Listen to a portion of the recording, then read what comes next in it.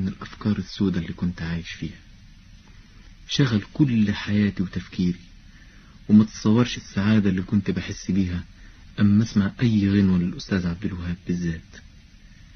يعني كنت أسمعه وأسرح وافتكر منظره يوم ما شفته، وإزاي كان بيغني وبيضرب على العود والناس هتتجنن وهي بتسمعه. لكن الفترة دي برضو ابتديت أسمع مطربين ومطربات كتير قوي غير الأستاذ عبد الوهاب، وبقيت أقارن بين أصواتهم وطريقتهم في الأداء. يعني المهم الراديو شغلني عن كل شيء حتى عن المذاكرة، وكان صوته بينقلني لجو مصر وليالي مصر اللي كان بيكلمني عنها أخويا اسماعيل أما يجي يزورني. وقبل ما تنتهي المدة اللي قضيتها في المستشفى كنت صممت على قرار خطير، يمكن يكون أهم قرار اتخذته في حياتي. خرجت من المستشفى وأنا مصمم على عدم الرجوع للمدرسة، وقلت لأخويا اسماعيل أنا عايز أروح معاك مصر أتعلم موسيقى.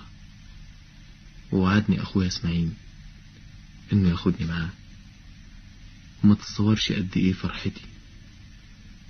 ويمكن ده اللي خلاني أطيب أوام رغم إني كنت لسه بمشي بحساب وأتحرك بحساب. خرجت من المستشفى لقيت عيلتنا كلها عندها خبر باتفاقي مع اسماعيل أخويا، وكلهم ضد الفكرة دي.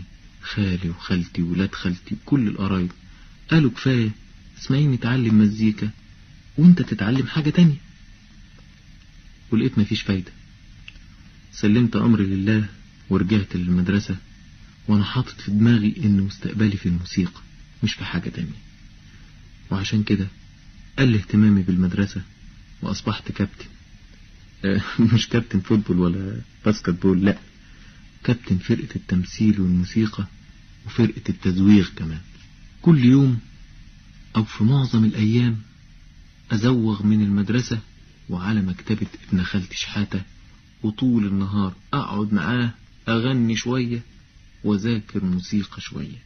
انا اذكر ان الايام دي كان لسه فيلم رصاصة في القلب طالع، وكانت اغنية المية تروي العطشان كانت مشهورة، وبما اننا بنقدف في مية يعني فكنا بنغنيها. يعني تحب تسمعها لو سمحت؟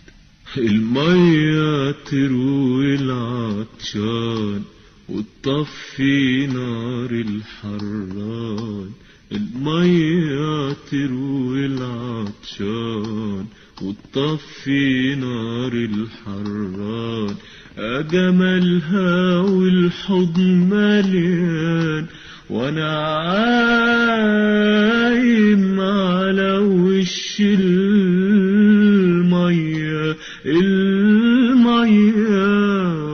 يا سلام ترارا، يا سلام يا سلام على المية. طب بالنسبة للأغاني الجماعية اللي فيها مجموع واللي كانوا بيردوا عليكم من على الشط زي ما قلت، طبعا ما كانتش الأغاني الفردية. طبعا، يعني مثلا كنا ساعات تبص تلاقينا بنغني سلم علي. عظيم. طيب ما هو نسمع برضه سلم علي. يعني مثلا تقول سلم علي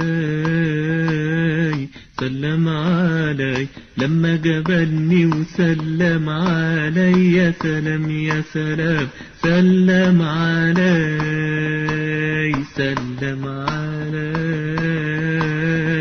سلم علي لما جبلني وسلم علي، يا سلام يا سلام سلم علي.